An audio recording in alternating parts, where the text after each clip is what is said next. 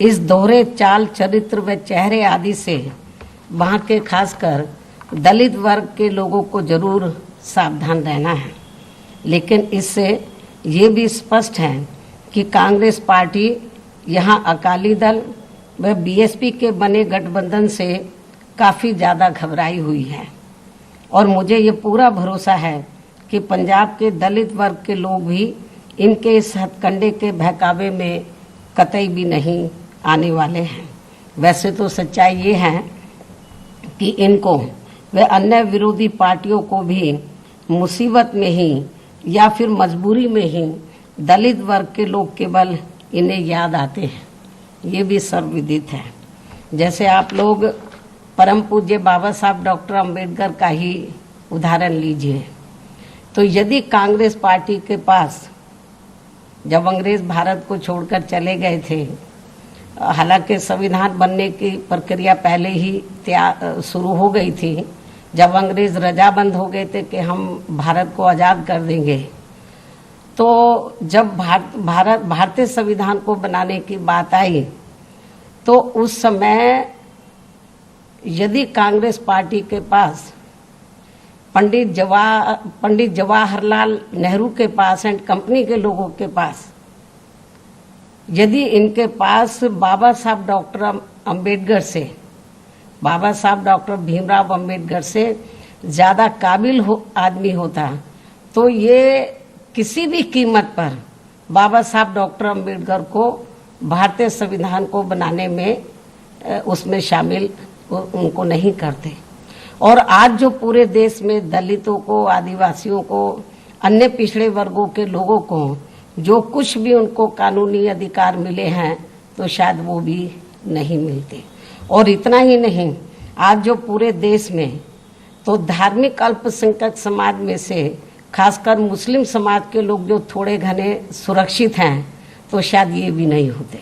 क्योंकि बाबा साहब डॉक्टर अंबेडकर ने इस देश का संविधान किसी जाति और धर्म के आधार पर नहीं बल्कि धर्म निरपेक्षता के आधार पर ही बनाया था।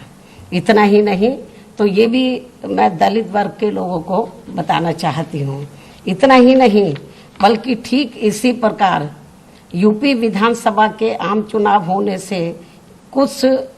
जब अब यूपी में भी विधानसभा का आम चुनाव होने के लिए कुछ समय बचे हैं, तो ठीक इसी प्रकार से यूपी विधानसभा आम चुनाव होने के कुछ समय पहले ही,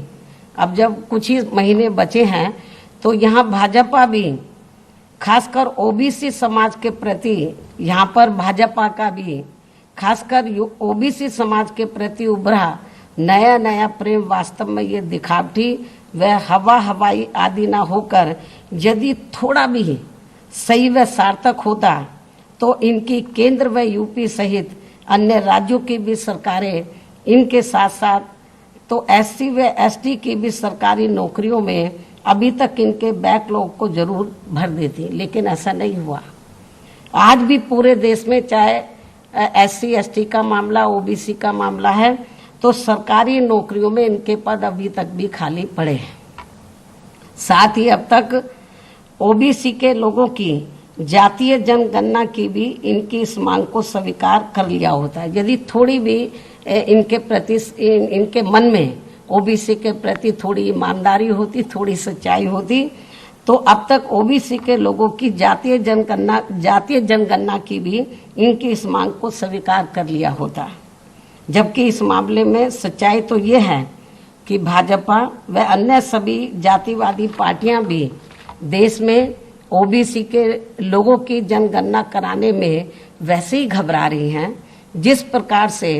इनके आरक्षण संबंधी मंडल कमीशन की रिपोर्ट को लागू करने में इनके लोगों ने अति उग्र होकर पूरे देश में आंदोलन किया था।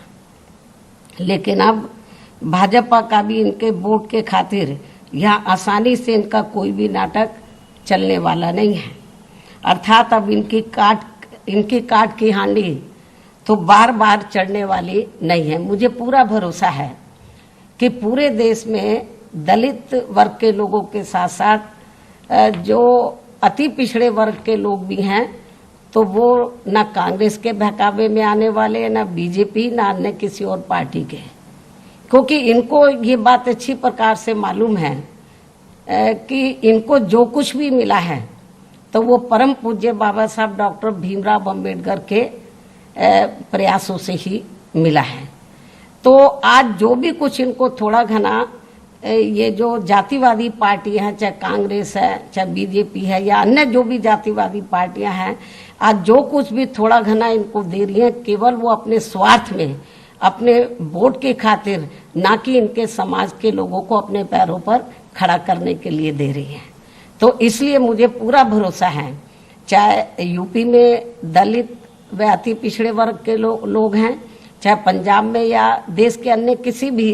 राज्य में, ये लोग अब जल्दी से इनके बहकावे में आने वाले नहीं हैं।